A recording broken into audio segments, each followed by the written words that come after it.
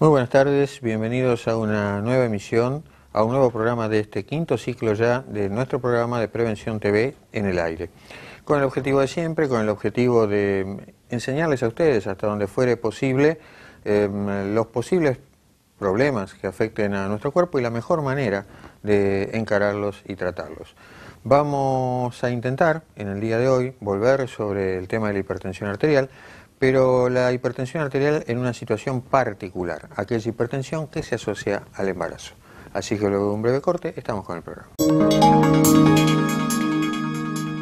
Bueno, tal cual lo prometido en el primer bloque con Fernando, vamos a hablar de una situación especial de hipertensión arterial que puede ocurrir en el embarazo, y vamos a hablar también de cosas cardiovasculares que pueden tener las mujeres durante el embarazo, sobre todo en el último trimestre, que por ahí se alarman, se alertan mucho por la situación cardiovascular, así que vamos a mostrar cuáles de esas cosas son fisiológicas, o sea, deben ocurrir en ese último trimestre y a qué se deben, por qué pasan.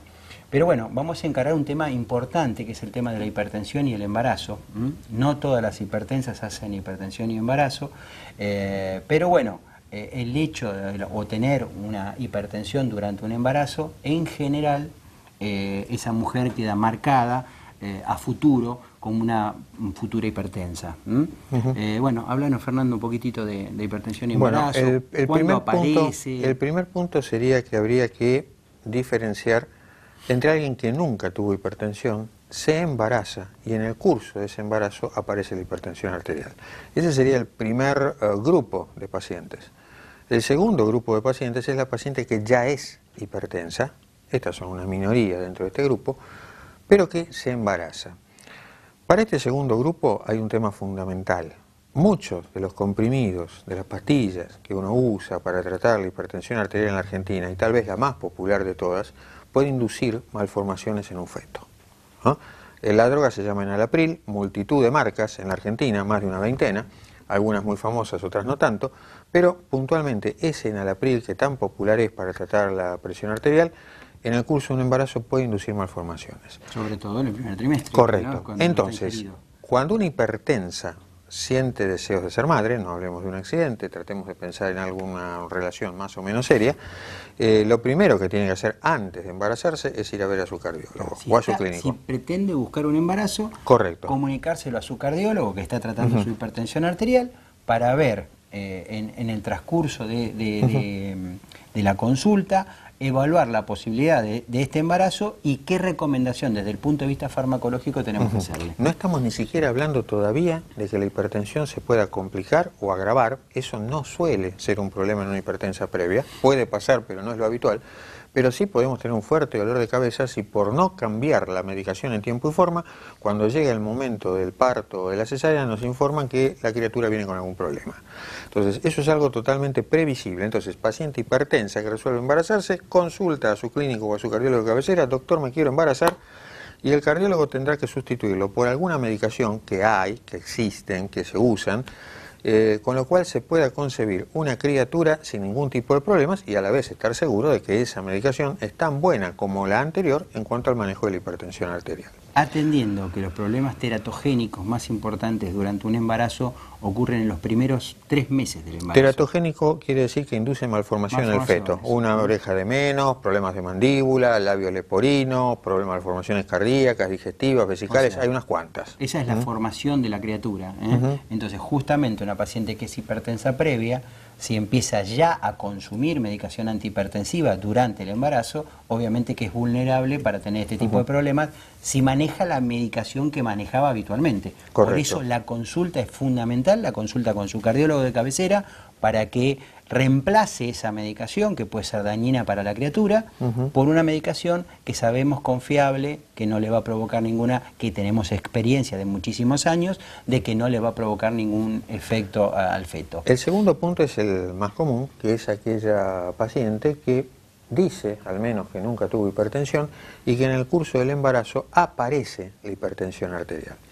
Acá hay que hacer un primer distingo. Hay muchas pacientes que son hipertensas previas y no lo saben porque son veinteañeras. ¿Para qué me voy a tomar la presión? ¿No? Es decir, no tienen ni idea de lo que pueda llegar a ocurrir.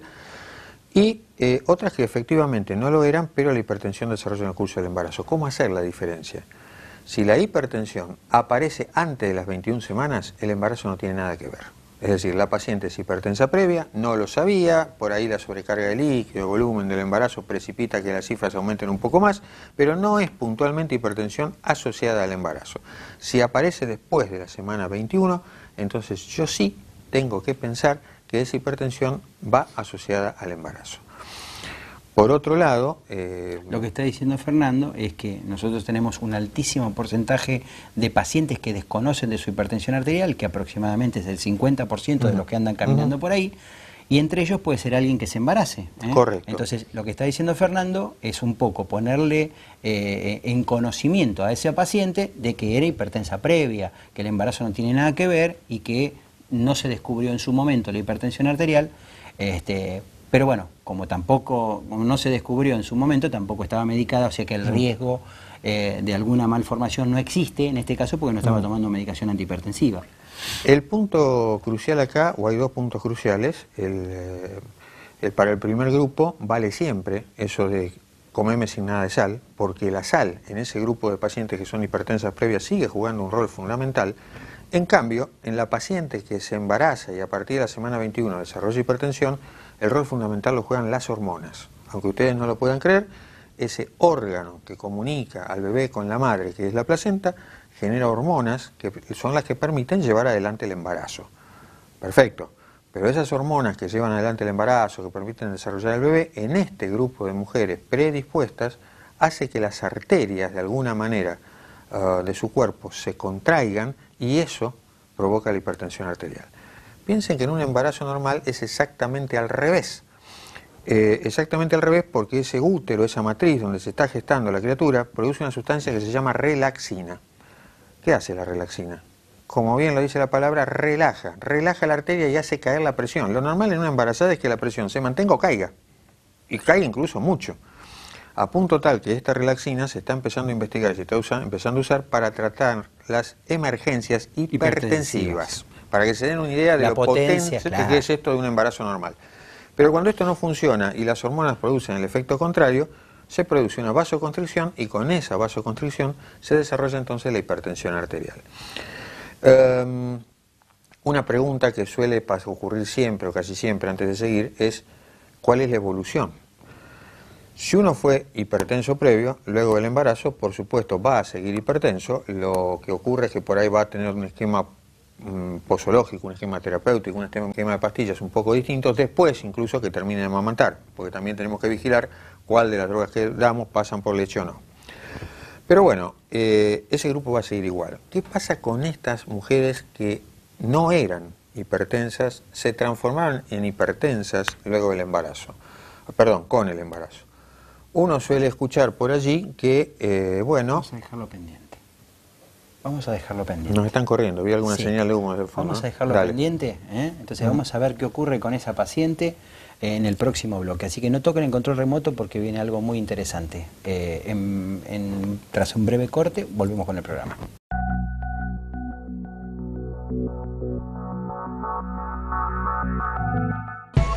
Desde que usted contrata una cobertura médica hasta que comienza a utilizarla, todas las empresas son iguales. Después, es mejor que sea el Círculo Médico de Quilmes, quien le ofrece a través de FEMEVA Salud Quilmes y EMEDIC una real libre elección del profesional en su consultorio particular y beneficiarse con su aporte de ley.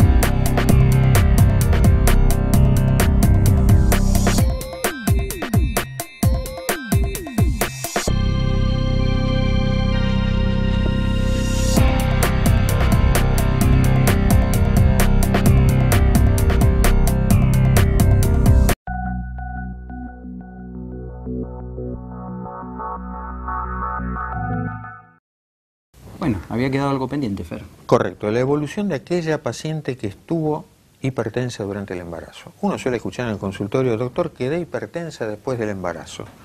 Eso en general no es correcto. Cuando el embarazo termina, cualquiera sea la vía vaginal o por cesárea abdominal, suele ocurrir que la paciente todavía pueda quedar en situación de hipertensión unos días. ¿Por qué? Porque dijimos que la placenta, la que genera esas hormonas que producen la hipertensión, ha sido removida con ese parto, con esa cesárea vaginal. Entonces uno diría, bueno, muerto el perro, se acabó la rabia, no hay más placenta. Sí, no hay más placenta, pero si produjo hormonas hasta el día de ayer, esas hormonas tienen una vida aproximada de un mes.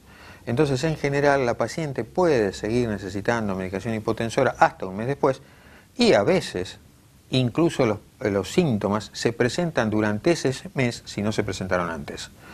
Entonces, el mes siguiente a la cesárea o al parto, todavía la paciente puede estar en riesgo de hipertensión, o no. Hay pacientes que inmediatamente con la cesárea, si no habían producido hormonas en los últimos días, vuelven a una presión normal. Es decir, el concepto tiene que ser ese, es como máximo un mes después del parto o la cesárea, tenemos que vigilar la hipertensión. Después vuelve a los valores previos, al 10.6, al 11.7, al que hubieran tenido. Pero como dijo Javier, de alguna manera queda marcada. ¿Qué quiere decir queda marcada? Quiere decir que el día del mañana, cuando esa mujer sea menopáusica, si ella es hija de hipertenso, si no ha observado una dieta con poca sal, si no ha sido fumadora, con este antecedente, agrega un factor de riesgo más. Cuando uno interroga a alguien que debuta con hipertensión, ya cincuentona o cincuentona en este caso, uno pregunta por el papá, pregunta por la mamá, pregunta por esto también. Porque si realmente ha estado hipertensa durante los embarazos, las posibilidades que tiene luego de eludir o diferir la hipertensión se reducen considerablemente. El otro punto, por supuesto, es que... esto tiene que ver con cuando nosotros, muchas veces en el programa hemos hablado del endotelio, que es las paredes que tapizan las paredes de las arterias. Bueno, ¿qué pasa? Un embarazo es un super endotelio, ¿eh? Entonces, esa es una disfunción endotelial que la marca a futuro para que produzca hipertensión arterial. O sea, el embarazo es un super endotelio, ¿eh? No es el endotelio chiquitito de las arterias, sino un gran endotelio. Y ese endotelio ha disfuncionado durante el embarazo, entonces la marca como futura hipertensa en el futuro de la paciente. Bien, y de alguna manera, uno dice, lo que uno le diría a cualquier madre, después que ha pasado su etapa de madre encima del bebé, cuando empieza a tener tiempo, las recomendaciones son las de siempre: come con poca sal, empezá a hacer ejercicio aeróbico, tema fundamental, tratemos de minimizar las situaciones de estrés, no fumar, no anticonceptivos orales. Es decir, cualquier cosa que pueda afectar medianamente la vasculatura, lo único que nos hace es acercar a la hipertensión arterial. Como decimos siempre, si papá y mamá fueron hipertensos, si pasamos por una situación de esta de hipertensión en el embarazo, difícilmente escapemos de la hipertensión. Con certeza no vamos a escapar, pero al menos la podemos diferir.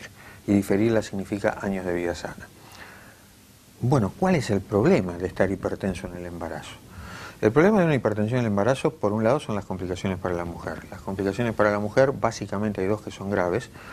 Una son las hemorragias cerebrales, y vinculadas al cerebro un cuadro que se conoce como eclampsia, donde la paciente, no es solo por hipertensión, hay una multitud de problemas más, pero la paciente incluso llega a tener daño neurológico, independiente de un sangrado cerebral, no tiene nada que ver, en cuyo caso, si la convulsión es importante, si no se puede controlar, por supuesto podemos quedar con déficits importantes o incluso coma y muerte.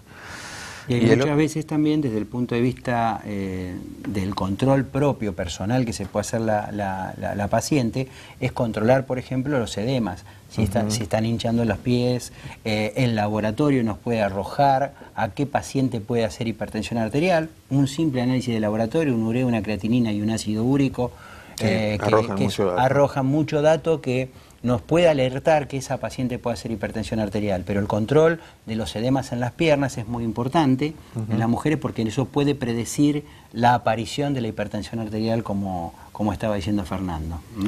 Entonces, el cuadro convulsivo, que puede degenerar incluso en cuadros comatosos o en cuadros neurológicos severísimos, arriesgamos tener incluso sangrados cerebrales, y finalmente, de algo que hablamos en una charla previa, un grupo especial, un grupo específico de mujeres puede tener el problema de que el caño maestro del cuerpo, la aorta, se desgarre. La disección que hablábamos el otro día, si bien es un cuadro raro de ver, no es un cuadro excepcional en una embarazada, puede pasar también. Entonces, como decía Javier, las primeras cosas que tenemos que mirar, está bien, el obstetra me encontró esto, me manda al cardiólogo, el cardiólogo me medica, la hipertensión es solamente una parte, pero yo tengo que cuidar lo que dice Javier. Empezaron a aparecer, se me empezaron a hinchar las piernas más de lo que me debería haber sido. Estoy subiendo de peso de una manera poco feliz. Empezó a subir la presión arterial. Estoy subiendo de peso y por ahí no estoy respondiendo con la comida como para justificar esa suba de peso, y por ahí tiene que ver con una retención que estoy haciendo de líquidos. Así que por eso el autoexamen, el control del edema en las piernas es muy importante, y trasladar rápidamente la consulta a la obstetra, y eventualmente la obstetra hará la consulta pertinente por ahí con el cardiólogo. Correcto. Si ya piensa en la probabilidad o si los análisis de esa paciente arrojaron que podría llegar a tener una posibilidad de hacer hipertensión durante el embarazo. En algunos casos, no en todos, hay dos escuelas respecto a aspirina sí, aspirina no. Pero la aspirina sí, en realidad se empieza a dar en forma precoz en el embarazo y la idea es que sea no más que un tratamiento preventivo. Claro. La aspirina en el embarazo es una cosa preventiva y no curativa. Semana 12, semana 13, por ahí. No, y sobre todo en alguien del que ya uno lo ve como factor de riesgo al paciente para vivir esto. Tampoco es que haya tenido hipertensión en un embarazo, quiere decir que en el siguiente pueda tenerlo, sino siendo hipertensa ya previa, ¿no es cierto?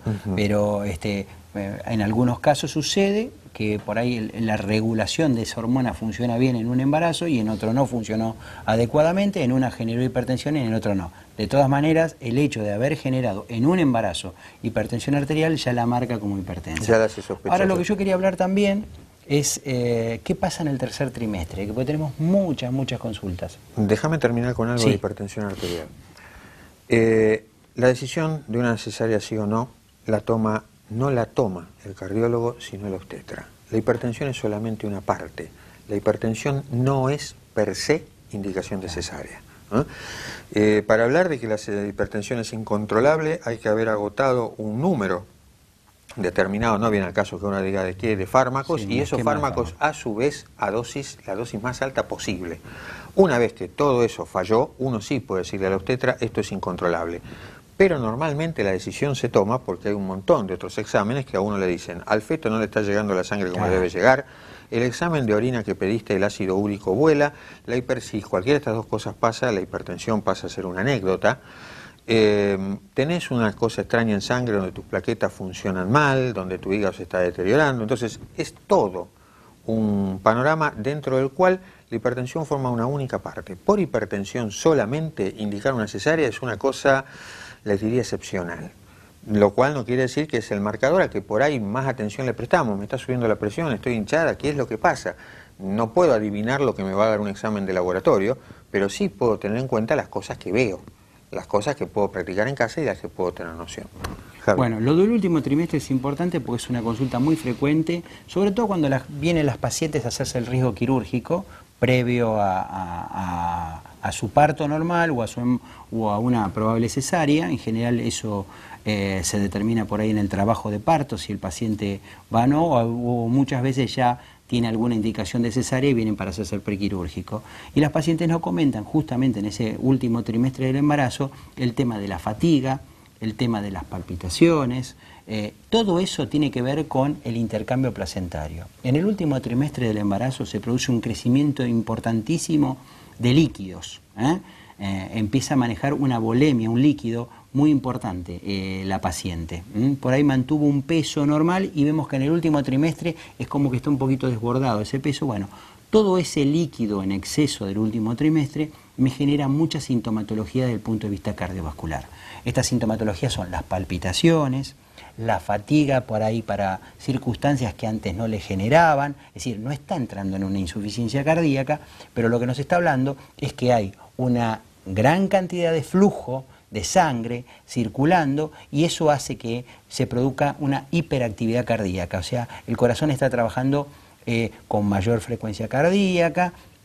Esa frecuencia cardíaca el paciente la percibe, lo preocupa, por ahí retiene un poquito de líquido y eso me genera fatiga. Toda esa sintomatología es habitual y normal para ese último trimestre. Es decir, salvo que aparezcan otros signos de alerta, sí, a eso le acompañamos hipertensión arterial, o algún otro problema desde el punto de vista obstétrico, entonces ya la cosa cambia. Pero entonces el concepto que tiene que dar es el corazón está trabajando de más, eso me pone sintomático, pero está trabajando de más, no es que está trabajando mal, no tiene nada que ver, es lo que se espera que ocurra.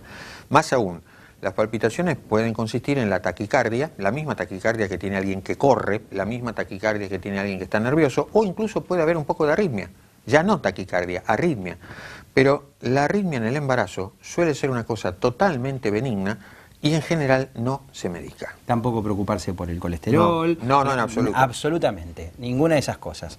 Así que bueno, nos están haciendo señales. Digamos que nos están echando. Sí. Así que bueno, vamos a un breve corte y cerramos el programa. Esperamos que hayamos sido claros en esto y si no, tomaremos otro programa para aclararlo si surgen dudas de parte de la audiencia en cuanto a consultas. Vamos a un breve corte y cerramos el programa. Bueno, llegamos así al final del programa. Esperamos que les haya gustado. Como dice Javier, dispuestos a escuchar y a evacuar las consultas que ustedes tuvieran. Les queremos agradecer la fidelidad, el seguir ahí, tanto a ustedes como a los sponsors que hacen posible que el programa siga en el aire. Así que sin nada más que decirles, muy buenas tardes y muchísimas gracias. Muy buenas tardes y hasta el próximo programa.